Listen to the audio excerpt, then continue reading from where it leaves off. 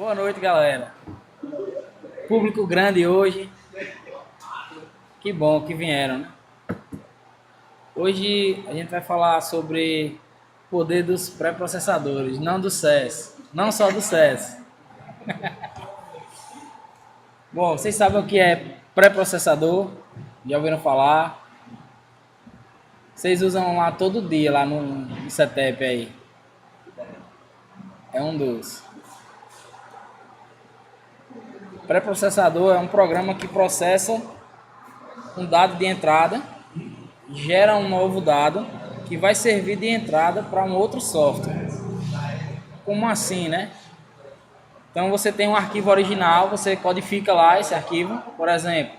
Você vai codificar lá o arquivo na linguagem C, por exemplo. Na linguagem C, você codifica, vai botar os imports, os includes lá das bibliotecas, né? Vai usar algumas funções. E o que é que esse pré-processador vai fazer?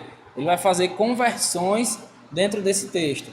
Ele vai pegar aquela biblioteca lá que está lá, include e mandando incluir uma biblioteca. Ele vai pegar o código daquela biblioteca e vai substituir por aquela linha. Onde tiver comentário, ele vai substituir o comentário por linhas em brancos. Então ele vai fazer essas alterações antes de, no caso do C, né, antes de compilar. Então ele vai fazer todas essas alterações. Então você desenvolveu lá o seu código, ele vai ser pré-processado, vai passar por um processo de substituição léxica, substituição de texto. Então o pré-processador, o que ele faz é isso. A gente vai ver alguns exemplos mais na frente. Então no caso aí, você tem um arquivo, o arquivo você joga para o pré-processador, o pré-processador vai gerar um novo arquivo, esse novo arquivo, que vai ser o arquivo de saída, ele vai servir como arquivo de entrada em um novo software. No caso desse aqui, ó, você tem um arquivo do tipo SES, né? Ele vai ser pré-processado e vai gerar um arquivo CSS.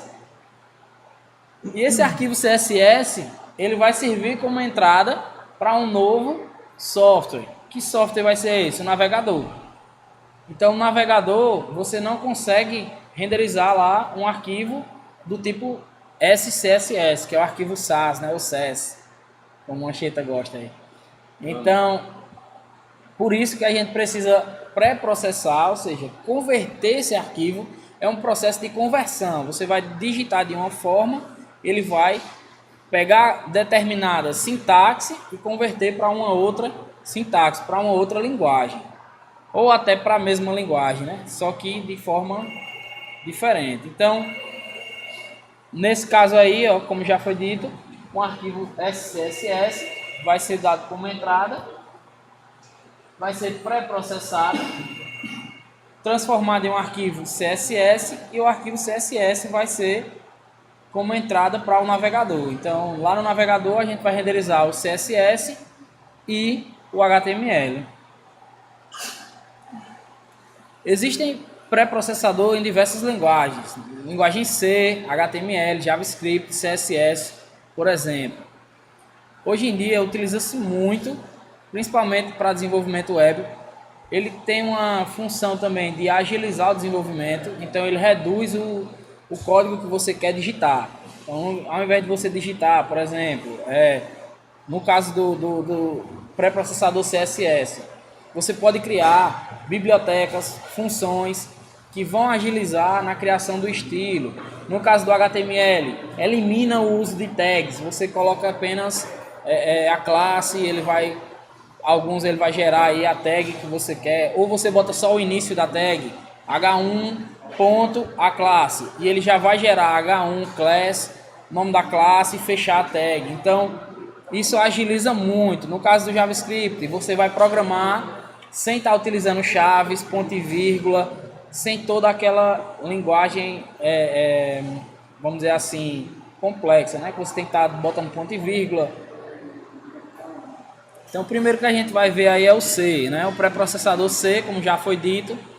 Você tem lá uma linha lá, include, e aí está incluindo uma biblioteca, está definindo uma constante com zero, você tá aí, tem um comentário e tem o Olá Mundo, né? E aí o que é que vai acontecer quando isso aqui for pré-processado? Então a linha, como eu já disse, a linha que tem lá em cima do include vai ser substituída pela biblioteca. Você definiu aqui, criou uma constante que é igual a zero, então esse conjunto de caracteres agora vai valer zero.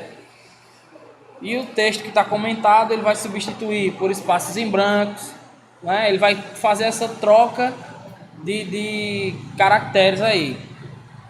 E aqui no caso, ó, como vale zero, ele vai substituir por zero. Então isso é feito, quem faz isso é o CPP, né? Quando você baixa o Dev, não tem lá a versão do CPP, é o C pré-processador em C, no caso, o CPP. Então ele vai fazer essa conversão léxica no texto antes do processo de compilar, que é transformar isso em linguagem binária, em linguagem de máquina. E aí, voltando para desenvolvimento web, você tem pré-processadores em HTML. O primeiro exemplo que a gente vai ver aí é o CoffeeCup. O CoffeeCup ele é escrito em Node.js, em JavaScript. Para você rodar esse pré-processador, é preciso que você tenha um Node instalado. Então eu vou abrir aqui a página dele. Então aqui só para título de demonstração, né? Como é que funciona? Então aqui ele colocou HTML e colocou essa seta. Tá dando para enxergar aí? Direito? E aí quando o código foi renderizado, ele renderizou aqui HTML e automaticamente lá embaixo ele já fechou o HTML.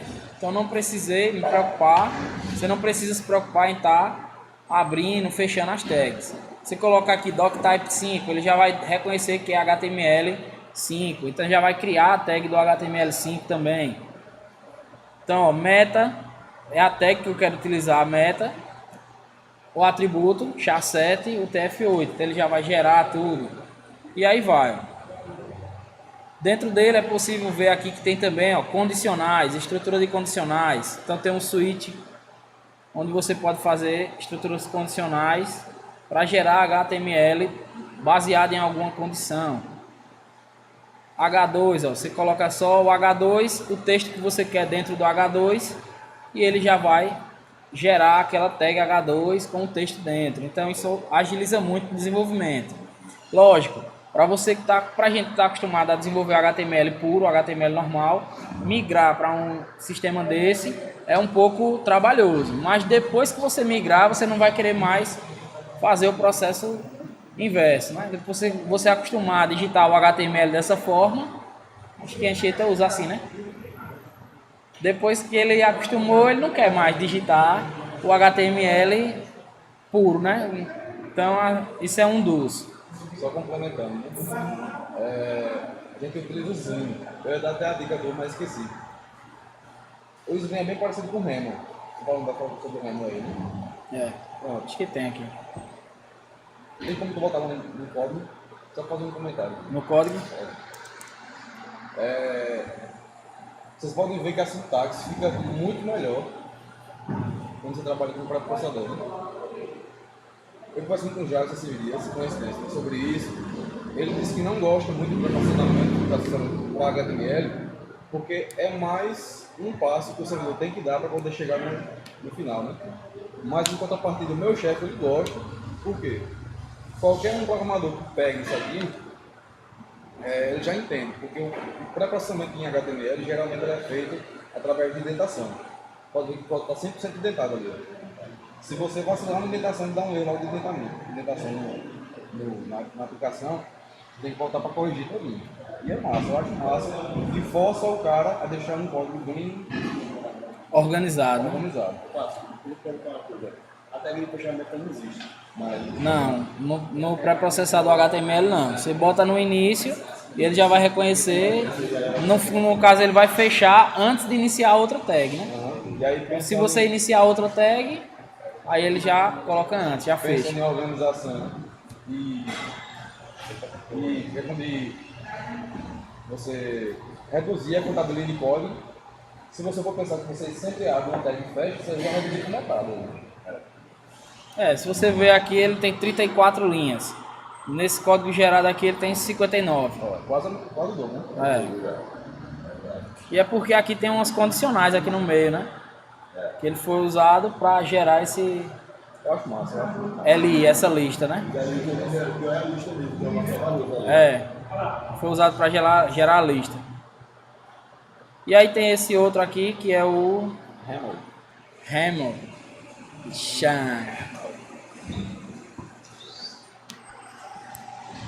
E aí, se carregar, né? Vai internet, eu acho, será? Já foi? Bom, então esse outro aqui que é o Hamel, ele é utilizado em Ruby, né? Não é utilizado em JavaScript como era o outro era em Node.js. Esse foi criado para ser utilizado com Ruby. Então você tem uma sintaxe aqui .erb, que é a sintaxe que o Ruby on Rails gera, a extensão, né, que o Ruby on Rails gera. E aí tu usa esse, não, né? Sim. É bem parecido, só que ele não deixa a extensão ARD, fica só ponto zoom. Pronto. Então nesse caso aqui também a extensão fica ponto .rem. Então, se você for observar, mesma coisa acontece. Aqui eu estou abrindo H1 e fechando. Nesse caso aqui você só coloca porcentagem H1, não precisa fechar. Ele já vai reconhecer também. Isso, como já falei, o pré-processador ele vem para agilizar o desenvolvimento. Não substituir, por exemplo, o HTML. Não, ele não vai substituir. Você vai escrever um código que depois que for processado vai gerar um HTML. De qualquer forma, ele vai gerar o código HTML como a gente está acostumado a ver.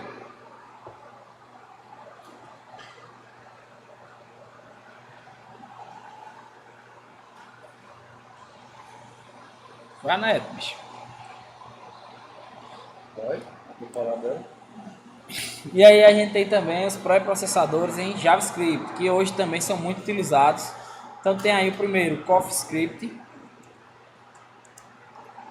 O CoffeeScript, como eu já falei também, ó, o que é que ele vai fazer aqui? Então, no JavaScript, para você programar, você tem que estar utilizando chaves, você tem que usar ponto e vírgula. A maioria desses pré-processadores que utilizam uma sintaxe indentada, então você já elimina o uso aí de chaves, ponto e vírgula. Quem já mexeu com Python vai saber que a linguagem Python é uma linguagem extremamente indentada. Então, no caso do JavaScript, ela não é uma linguagem indentada. Porém, para você utilizar o pré-processador, você tem que trabalhar de uma forma mais indentada. Então, isso ajuda também na organização do código, torna o seu código mais organizado e reduz o tamanho, né, em si do código. Tranquilo? Então aqui um exemplo, né, criando variável. Depois eu vou disponibilizar a apresentação e quem quiser dar uma olhada aí em cada um desses mais a fundo.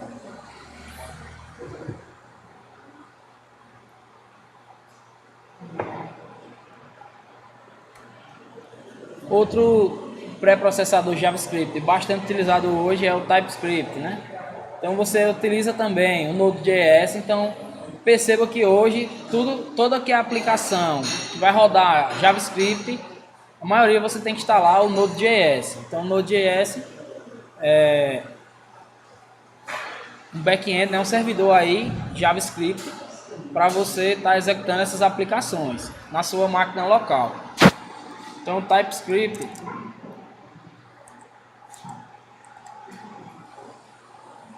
você tem lá aqui disponível, né, para download.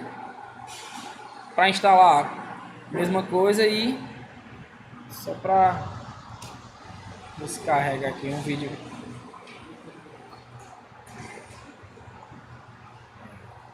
Cheta fez macumba aí, não carregou não. Fazer que nem Jax. Deixa eu botar minha datinha que tá maior.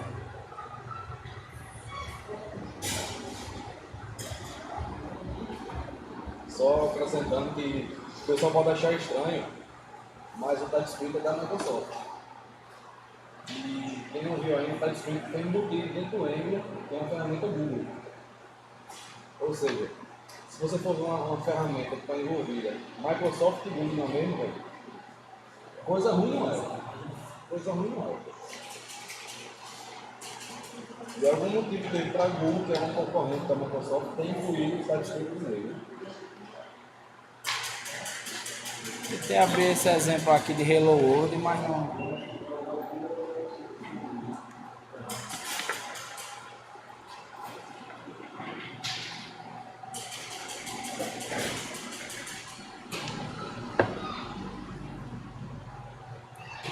Aí ele não.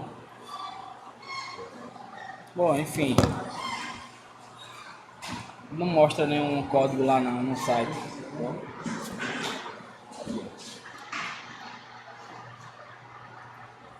E aí a gente chega nos... Não existe só esse, viu galera? Assim, foi os que eu coloquei aqui, mas provavelmente deve existir outros aí, né? De HTML mesmo, a Anchieta disse que já usa outro, né? Que não tá aqui. E aí, no caso do CSS, a gente tem aí o pré-processador LESS. É um concorrente direto do pré-processador CS, né? A gente vai ver mais na frente. Então, no caso do LESS, ele funciona com a sintaxe muito parecida com a do CSS. Então, ele suporta a sintaxe igual a do CSS. Você consegue declarar as regras CSS iguais, mas consegue também usar mixins, variáveis, estruturas condicionais, de repetição, tudo dentro do pré-processador LESS. Então aqui, ó, ele dá a opção também de você instalar, né, igual o CS, só que ele é utilizado também o Node.js. Ele tem uma versão que é para Ruby. Foi antes de surgir essa versão em JavaScript, ele era utilizado em Ruby. Mas a versão mais nova, Ruby é foda, né? Mas a versão mais nova está sendo utilizada JavaScript. JavaScript que é foda, que tá todo mundo migrando, né? Meus dois amores. Fala você, cara. Toda vez que tu quer apanhar, né, bicho? E aí tem o pré-processador Stylus, que a Anchieta até compartilhou lá um link no grupo. O Stylus que é muito parecido com o CS. Ele suporta também as duas. Carro do projetor, né?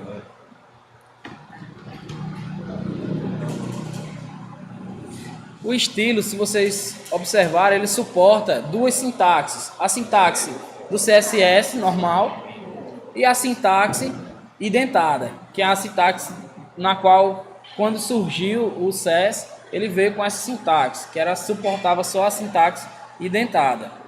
Porém, como a gente já é acostumado a utilizar o CSS com chaves, ponto e vírgula, então aí ele evoluiu e deu suporte também para essa sintaxe. E aqui, ó, como vocês podem ver, deixa eu cortando ali essa porra. Cortando lá.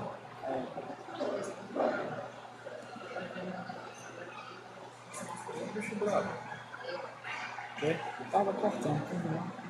Aqui, ó, como vocês podem ver aqui, ó, o código na sintaxe do CSS que a gente está acostumado e o mesmo código na sintaxe identada. Então ele não tem as chaves. Para alguns pode ser que isso facilite quem gosta de programar assim, mas quem quiser usar a mesma sintaxe, ele também permite. E ele permite também a gente usar uma combinação, né? Usar as duas aí juntas.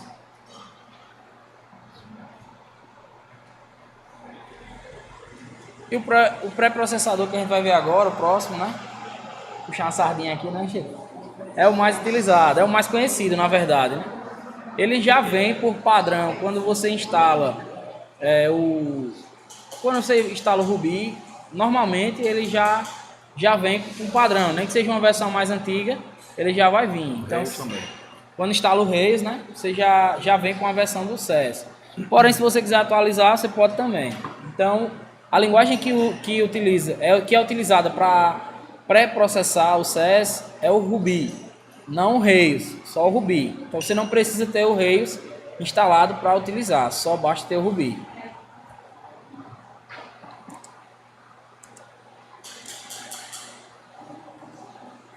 E aí, ó, o site do SES oficial, como diz aí já, o CSS com superpoderes, né? Então, como vocês podem estar vendo aqui, ele suporta também duas sintaxes. Uma, você vai salvar o arquivo com a extensão SCSS, que é a mais utilizada, é a mais nova, e é a sintaxe igual à do CSS3. E a outra é um arquivo ses.ses que você pode salvar, que é aquela sintaxe sem chaves e sem ponto e vírgula.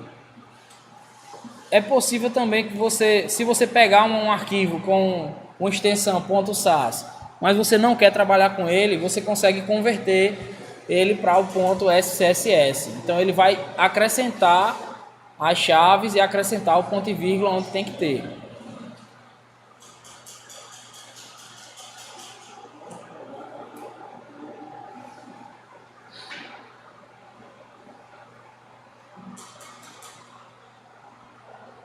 Bom, e como já falei, né, só para finalizar aqui, os principais recursos dos pré-processadores CSS são o que? O uso de variáveis, que no CSS comum a gente não consegue usar variáveis.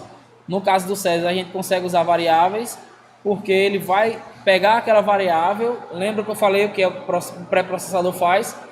Ele vai transformar, converter todos os lugares onde está a variável pelo valor que é aquela variável.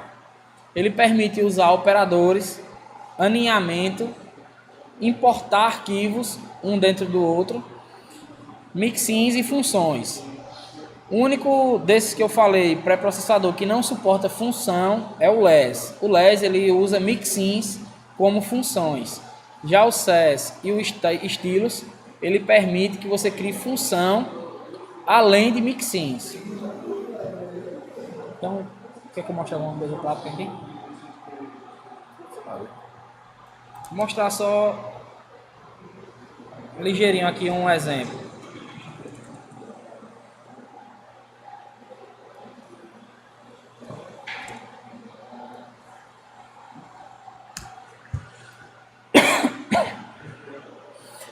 A maioria desses pré-processadores, eles disponibilizam alguma plataforma para você treinar online, para não precisar instalar na sua máquina. No caso do SES, a gente tem esse SES Master. É um site no qual é possível a gente codificar em SES e ele vai compilar o CSS. A gente consegue também verificar aqui o HTML. Então, deixa eu diminuir aqui.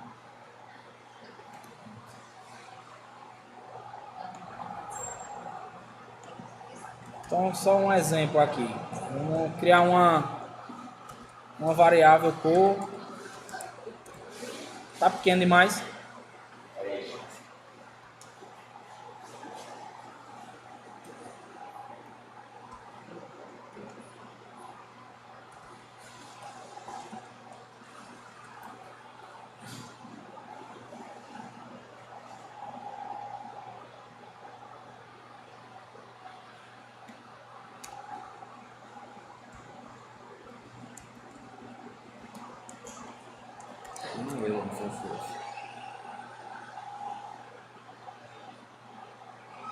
Esse compilador online, às vezes ele dá um pau.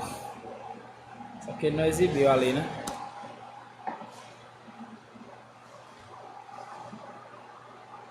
A internet, bicho. Ah, já mostrou ali. Mas para mostrar o texto aqui embaixo. O resultado, né? Ó, ele já processou aqui, só que ele não está mostrando um texto. Esse texto aqui que eu digitei era para ele estar sendo exibido aqui embaixo. Deve ser por conta da internet. Ó, apareceu agora. Pronto.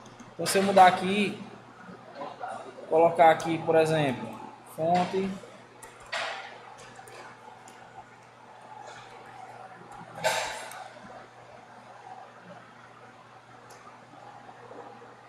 tá compilando aqui, ó. Normalmente não demora muito não. É rápido, depende da sua internet aí.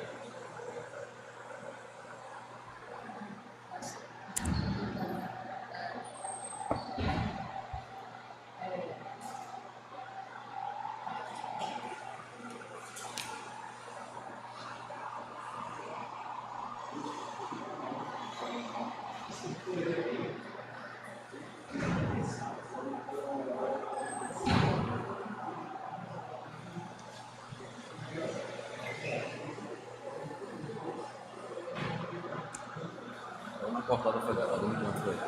Ó. Pronto, então aqui, ó. Ele aumentou lá o texto. Botei na minha datinha.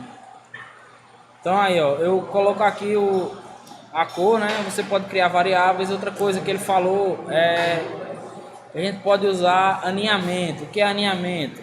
Você colocar uma regra dentro da outra.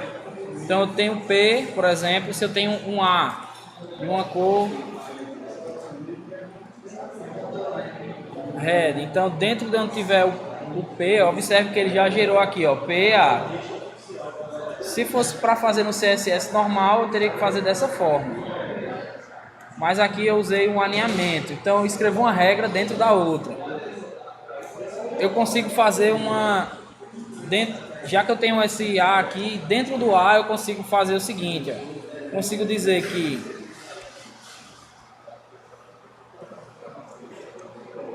a propriedade hover vai ter a cor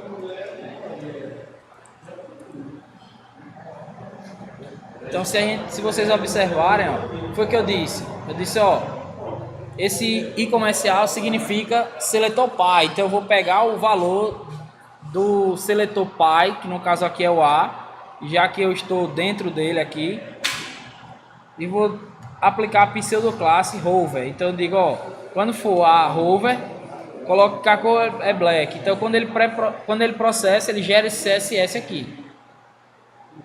Se fosse digitar o CSS comum, eu tinha que digitar P, ou seja, eu tinha que repetir o P 3 vezes, tinha que repetir o A, eu não fiz isso.